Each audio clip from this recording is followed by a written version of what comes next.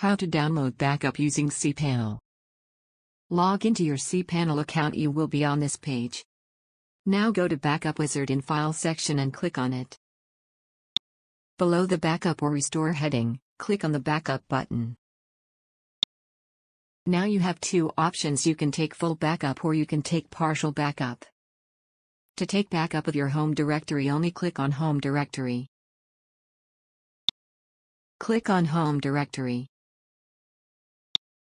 The download of backup starts. Click to open the downloaded file. Now you can see the downloaded backup data on your system. Similarly, from the Backup Wizard page, you can download a backup of MySQL databases, email forwarders and filters in a full database. Thank you for watching.